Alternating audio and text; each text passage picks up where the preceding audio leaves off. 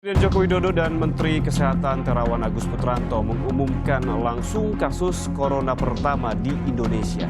Kasus infeksi virus corona Indonesia. Anggap enteng bila banyak 1.198 sehingga totalnya adalah menjadi 54.010. Ada orang Jepang yang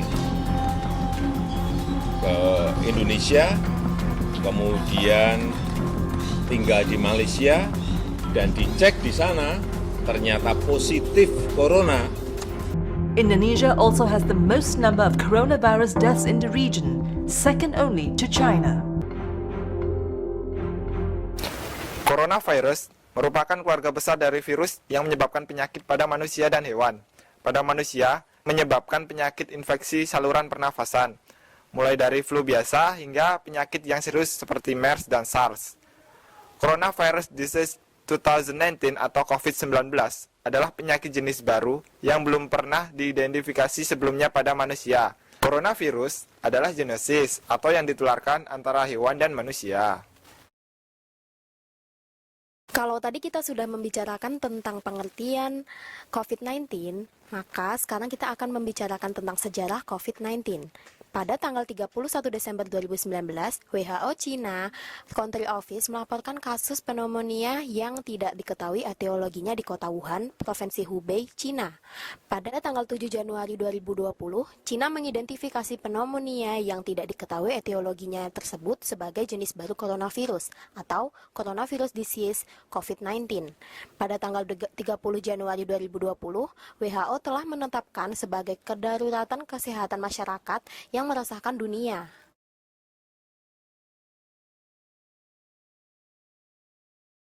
We have therefore made the assessment that COVID-19 can be characterized as a pandemic. Organisasi Kesehatan Dunia atau WHO resmi menyatakan status virus corona atau COVID-19 sebagai pandemi pada 11 Maret 2020. Status pandemi diumumkan setelah dinaikannya dari status epidemik ketika virus COVID-19 telah menginfeksi 125.000 orang dan membunuh 4.500 lebih di seluruh dunia. Epidemi merujuk pada penyebaran penyakit di komunitas atau wilayah yang jelas melebihi perkiraan normal atau sekelompok wabah di sejumlah negara. Begitu penyebaran ini menjadi semakin global dan di luar kendali, maka penyakit menjadi pandemi.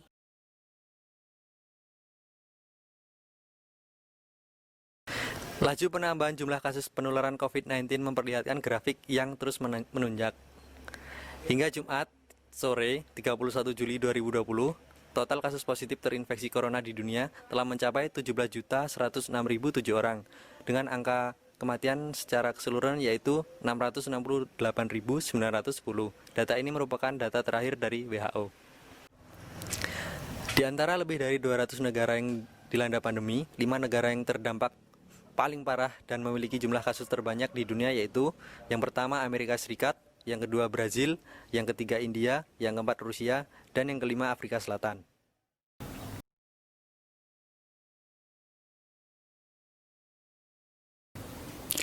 Di Indonesia, jumlah kasus terkonfirmasi positif COVID-19 masih terus bertambah.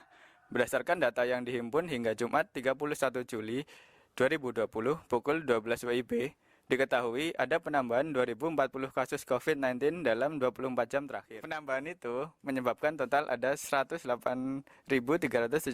kasus COVID di tanah air, terhitung sejak diumumkannya pasien pertama pada 2 Maret 2020.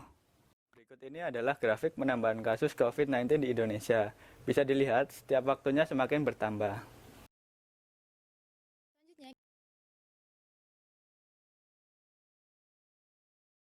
Kita akan membahas mengenai penularan dan pencegahan COVID-19.